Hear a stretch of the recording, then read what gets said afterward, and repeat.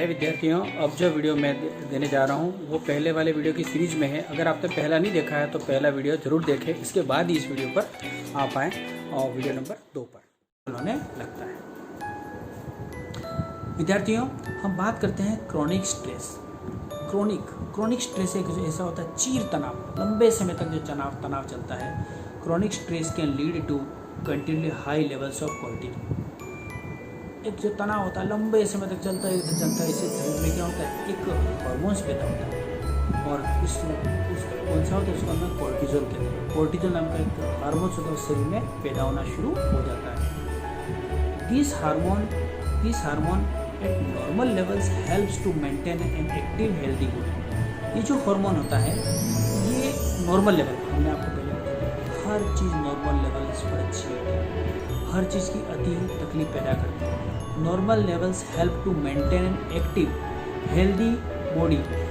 Normal level पर है, होना चाहिए, कोर्टिसोल भी अंदर शरीर में होना चाहिए हार्मोन, लेकिन हेल्दी बॉडी बनाता है। लेकिन जब इसकी मात्रा बढ़ जाती है तो परिणाम क्या होते हैं आप देख सकते हैं मित्रों। Healthy body including regulation of metabolism and blood pressure. और ये एक्टिव हेल्दी बॉडी बनाता है जिसमें रेगुलेशन करता है, मतलब एक सिस्टम बनाता है, रेगुलेशन व्यवस्था बैठाता है किसकी, मेटाबॉलिज्म है ना, उपापचय प्रक्रिया और ब्लड प्रेशर पर नियंत्रण करता है। थोड़े समय तक अच्छा है, हमारा जो मेटाबॉलिज्म है और ब्लड प्रेशर है उसको अच्छा रखने की कोशिश करता है। But excessive amounts of cortisol, लेकिन अत्यधिक मात्रा में अगर ये कोर्टिसोल बढ़ जाता है, ये हार्मोन बढ़ जाता है शरीर के अंदर, कैन सप्रेस, क्या करता है, रोकता है किसको, द इम्यून सिस्टम। शरीर की जो रोग से लड़ने का प्रतिरक्षा का सिस्टम होता है उसको रोकता है एंड कोज स्लीप डिस्टर्बेंस। और क्या कारण बनता है, स्लीप डिस्टर्बेंस, अनिद्रा का कारण। जब मैंने आपको बताया था ना अभी, इंसोम्निया, वो कारण धीरे धीरे बनने लगता है। एंड लॉस ऑफ एपेटाइट, भूख लगना कम हो जाता है, भूख लगती नहीं, भूख लगना कम कर देता है। एपेटाइट यानी भूख लगना। हाई लेवल्स ऑफ कोर्टिसोल, अगर कोर्टिसोल का लेवल सब हाई बढ़ चुका है तो कैन ऑल्सो इंक्रीज, ये बढ़ा सकता है, इंक्रीज यानी बढ़ना। क्या बढ़ा सकता है, योर हार्ट, तुम्हारे हृदय की गति बढ़ा देगा, हृदय की नॉर्मल गति से बढ़ा देगा, ज़्यादा बढ़ती, ब्लड प्रेशर को बढ़ा देगा, हमारे शरीर के जो ब्लड प्रेशर बीपी जिसको बोलते हैं उसको बढ़ा देता है। एंड योर कोलेस्ट्रॉल क्या है, कोलेस्ट्रॉल एक रक्त वसा है, ये फैट है, जैसे आपने देखो दही और घी जो बनता है उसमें चिकना पदार्थ होता है, ऐसा शरीर के अंदर भी हमारे हार्ट के आसपास जाकर चलना शुरू होता है, रक्त का वसा होता है, ये मोम जैसा होता है, इसका जो आकार है मोम जैसा दिखता है, चिकना पदार्थ होता है। धीरे धीरे का शरीर में ये क्या होता है, पहले तो कम होता है लेकिन धीरे धीरे जब बढ़ता है ना, आपने देखा होगा जैसे एक नली जा रही है, उस नली के अंदर पानी फ्लो से जा रहा है, लेकिन आपने देखो धीरे धीरे जब गंदगी जमने लगती है तो धीरे धीरे क्या होता है, उसकी वो जो मोटाई कम हो जाती है, अंदर के धीरे धीरे जमता है, धीरे धीरे उसका फ्लो रोकता है और एक दिन ऐसा आता है कि वो पूरी ब्लॉक कर देता है, जिससे कार्डियक अरेस्ट, हार्ट अटैक या ऐसी कई तरह की बीमारियाँ हमारे शरीर में पैदा होती है। ये कौन काम करता है, कोलेस्ट्रॉल, इसको बोलते हैं कोलेस्ट्रॉल, रक्त का वसा होता है। एंड कोलेस्ट्रॉल एंड ट्राइग्लाइसेराइड लेवल्स, ये भी क्या है, ट्राइग्लाइसेराइड लेवल्स, ये भी क्या है, ये भी एक प्रकार की वसा है, ये शरीर के अंदर एक प्रकार की वसा है, कोलेस्ट्रॉल और ये ट्राइग्लाइसेराइड लेवल से ये क्या करते हैं, risk factors for heart attack. ये रिस्क फैक्टर किसके लिए, हृदय के लिए, for heart attacks and strokes तो कई बार कई जनों को जैसे सिर दर्द, कई जनों को अचानक सिर पर कुछ स्ट्रोक आता है, आपने देखनी पिक्चर में देखा होगा उसको, ऐसा ही होता है स्ट्रोक के अंदर। आगे the by products of cortisol, cortisol का जो बाई प्रोडक्ट है, आउटपुट जो है, कोर्टिसोल एक्ट एज सेडेटिव्स। इससे क्या हो जाता है, सेडेटिव्स हो जाता है और व्यक्ति को क्या, नींद आना होता है, व्यक्ति को सोए रहना अच्छा लगता है, सेडेटिव्स का काम करता है इसके अंदर, सेडेटिव्स हो जाता है उसको। Sedatives which can lead to change in mood, तो क्या कर सकता है, व्यक्ति के मूड को चेंज कर देता है, specially to feeling of depression. और विशेष प्रकार की कौन सी फीलिंग आना शुरू होती है, डिप्रेशन की, अवसाद की प्रक्रिया में व्यक्ति गिर जाता है, सेडेटिव हो जाता है। फॉर्चुनेटली, भाग्य से what is the body has a natural counter balance. आपको पता है जिस तरह आपने देखा आपके घर में टीवी होता है या रेफ्रिजरेटर होता है, उसके साथ ऊपर स्टेबलाइजर लगाते हैं। वो क्यों लगाते हैं? ताकि हमारे आने वाले तेज जो करंट होता है उसको कंट्रोल कर सकता है, बिजली के फ्लो को कम ज़्यादा हो तो उसको समानांतर में ला सकता है। इस तरह हमारे शरीर के भी ऊपर वाले ने काउंटर बैलेंस दे रखा है। किसी भी चीज़ का नियंत्रण करने का अधिकार हमारे शरीर के पास है, लेकिन जब उसके साथ छेड़छाड़ी करना शुरू करते हैं तो फिर वो क्या होता है, बीमारी का रूप धारण कर लेता है। The body has a natural counter balance to the fight और फ्लाइट रिस्पॉन्स। जो फाइट और फ्लाइट से रिस्पॉन्स होता है उसका एक नेचुरल काउंटर बैलेंस होता है, और हमने आपको पहले भी बताया है, कॉल्ड पैरासिम्पैथेटिक नर्वस सिस्टम। और इसी को क्या कहा जाता है, पैरासिम्पैथेटिक नर्वस सिस्टम कहते हैं, जो मैंने आपको अभी बताया, ऑफ द रिलैक्सेशन रिस्पॉन्स। इसका दूसरा नाम है रिलैक्सेशन रिस्पॉन्स। शरीर को रिलैक्स देना, शरीर को रिलैक्स देना। हर बात को मैं बार बार बता रहा हूँ कि रिलैक्सेशन इससे द्वारा मिलता है शरीर को।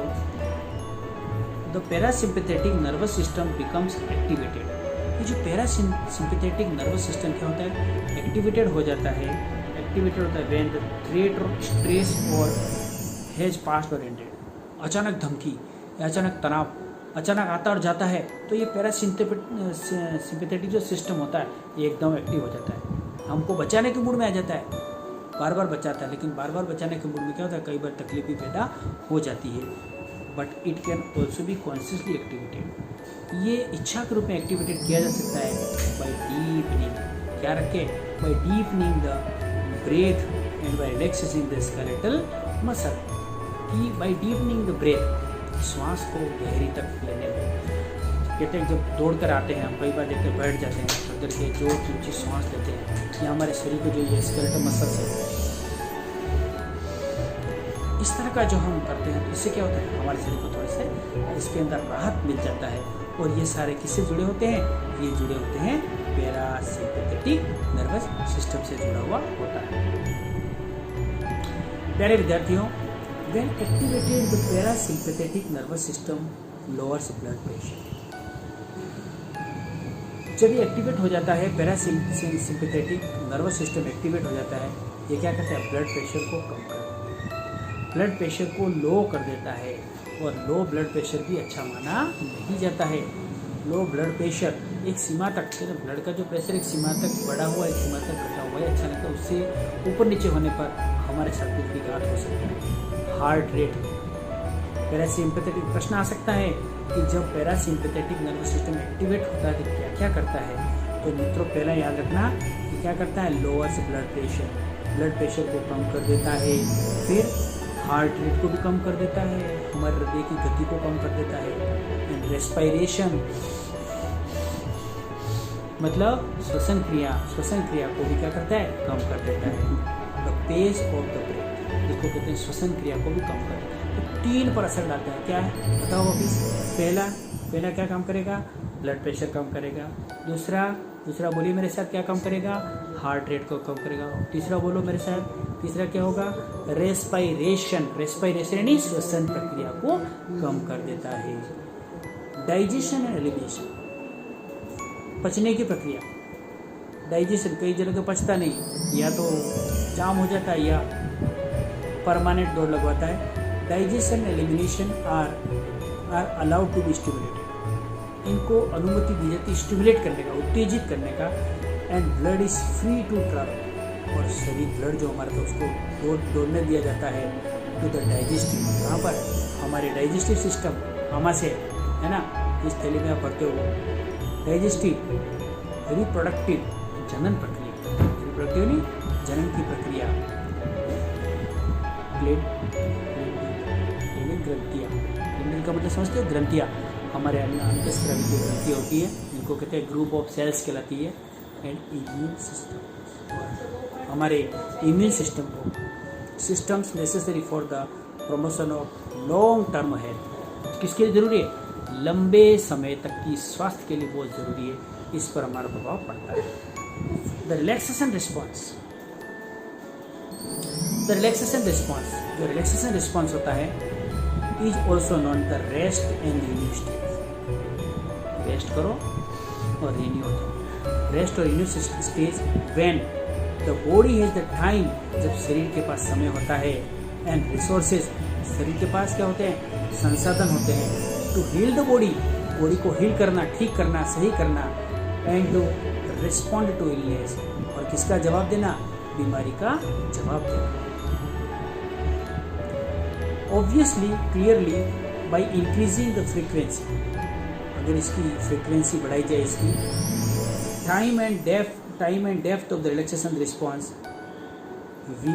we not only allow our body to recover from illness and disease, but we also practice preventive medicine by allowing the body to perform all its essential maintenance tasks. वही प्राणायाम पर जोर डाला जा रहा है कि शरीर के अंदर आप रिलैक्सेशन मोड की सांस लेना, छोड़ना, जब थकान के गुण में जब इस तरह से ये स्टिमुलेट होते हैं, इसके बाद अगर शरीर को ये दिया जाए रिलैक्सेशन, तो इससे हम शरीर को क्या कर सकते हैं, एसेंशियल मेंटेनेंस दे सकते हैं, प्रैक्टिस करा सकते हैं। और ये सारे किससे हो सकते हैं संभव, योग के साथ। योग का मतलब है शरीर जिस तरह से आपको अनुमति दे, उस तरह से आप शरीर के क्रियाकलापों को करें। Yoga's emphasis on long deep breathing and conscious relaxation activates the parasympathetic nervous system and promotes its rest and renew functions। मैंने अभी आपको बताया कि योग का जो प्रभाव, एम्फेसिस है, जो दबाव है, प्रेशर है, एम्फेसिस है, उसका जो इफेक्ट है इस पर, अगर इसको प्रभाव दिया जाएगा, लंबी सांस, गहरी सांस, एंड कॉन्शियस रिलैक्सेशन, और रिलैक्सेशन देना, राहत देना, ये क्या करता है, activates the parasympathetic nervous system. ये पैरासिम्पैथेटिक रिलैक्सेशन सिस्टम को एक्टिव करता है, एंड प्रमोट्स, और क्या करता है, इसको बढ़ाता है, it's rest and renew function, इसके रेस्ट और रिन्यू फंक्शन को बढ़ाता है। इनफैक्ट वास्तव में ए रिसेंट स्टडी है शोन, अभी का जो अध्ययन किया है, वैज्ञानिकों ने भी किया है, स्टडी है शोन योगा टू डिक्रीज, योग क्या करता है, घटाता है, कम करता है। इंक्रीज का अपोजिट क्या है, decrease. Decrease of yoga, decrease the level of stress, तनाव को कम करता है। हार्मोन कॉर्टिजल, हमारे शरीर के अंदर जो कॉर्टिजल का हार्मोन है ना, उसको कम करता है। इन द ब्लड, हमारे खून में, कहते हैं खून अगर साफ है तो हम पूरा शरीर हमारा साफ है, तो खून में कॉर्टिजल को कम करने का काम कौन करता है, योग के द्वारा हो सकता है। The meditative practices of yoga, meditative ध्यान, तो मेडिटेटिव यानी ध्यान लगाना, practices of yoga help to reduce, ये क्या सहयोग कर सकता है, to reduce the responsiveness of the mind to stressors and lessen the intensity of fight और फ्लाइट रिस्पॉन्स। धीरे धीरे हमारे शरीर के अंदर जो क्रियाकलाप जिसके द्वारा हमें शरीर को क्षति पहुंची है, फाइट और फ्लाइट सिस्टम को मजबूत बनाना, और शरीर के अंदर जितने तरह की तकलीफें, तनाव है, इनको कम करने का काम करता है। योगा ऑल्सो टीचेज अस, योग हमें क्या सिखाता है, to potential stressors a challenges rather than threats, ये धमकी से ज़्यादा हमें बचाव की मुद्रा में ले जाता है। एनाबलिंग वन, किसी को भी समर्थ करता है, to avoid the stress response entirely, पूरी तरह से तनाव को कम करना है। मित्रों, सारी बात में ये जो योगा है, इसमें की बात कही है कि योग करने से शरीर से रोग भाग जाते हैं, इसलिए मेरा आपसे सुझाव है आप योग करें और दवाइयों से दूर रहें। Not only does yoga's ability to activate the parasympathetic nervous system, कि योग का काम केवल पैरासिम्पैथेटिक नर्वस सिस्टम को एक्टिवेट ही नहीं करना है, रिड्यूसेस स्ट्रेस, तनाव को कम करना है, and allow the body to heal itself, body को अपना बॉडी ऊपर वाले ने ऐसा दे रखा है कि हम हमारे शरीर की सुरक्षा हमारे शरीर के अंदर दिए हुए संसाधनों से बेहतर कर सकते हैं। ये और काम क्या कर सकता है, but the practice of yoga also improves the bodies inherent healing ability, शरीर के अंदर जो प्रकृति प्रदत्त, ईश्वर प्रदत्त, भगवान प्रदत्त जो भी चीज़ें दे रखी हैं, उनको हीलिंग करने का स्वतः कार्य करता है। अब मैं आपको सिंपल सा उदाहरण देता हूँ, खाते आप देखो, खाते खाते थोड़े समय बाद आपको डकार आना शुरू हो जाता है। डकार क्या कहती है कि रुक जा भाई, आप शरीर के अंदर आमाशय में या पेट में जगह रहने दो पानी के लिए। तो वो क्या फिर उसको अब इग्नोर करता है, नहीं खाए जाओ कल गुलाब जामुन मिले ना मिले। और परिणाम क्या होता है, फिर वो जो रिस्पॉन्स देना बंद करता है और शरीर बीमारी को करना शुरू हो जाता है। बस मैं एक ही एग्जाम्पल तरह उससे समझ जाऊँ कि जितने भी जैसे उबासी आना, इसको रोकना नहीं चाहिए। नींद बहुत ज़्यादा है तो इसको ले लेनी चाहिए, इसको रोकनी नहीं चाहिए। इस तरह से आप शरीर के अंदर जैसे पसीना आना, ये भी अच्छी बात है, लेकिन ज़्यादा पसीना आना ये भी अच्छी बात है। तो ये सारे जितने हैं बहुत सारे ऐसे प्रभाव हैं जिनको आप रोके नहीं, इस बात को ध्यान रखें। दी इन्वर्टिंग, मेरे विद्यार्थियों,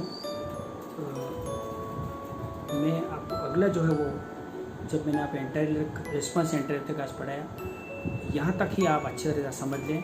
इसके साथ जुड़े हुए जितने मीनिंग्स हैं उसको होमवर्क में लिख लें। इससे जितने क्वेश्चन आंसर बनते हैं वो इसमें से आप। प्यारे विद्यार्थियों, और ये था पार्ट नंबर 2। अब आप इस वीडियो को कंटिन्यू देखने के लिए आपको पार्ट नंबर 3 पर जाना पड़ेगा और आप देख पाएंगे आगे।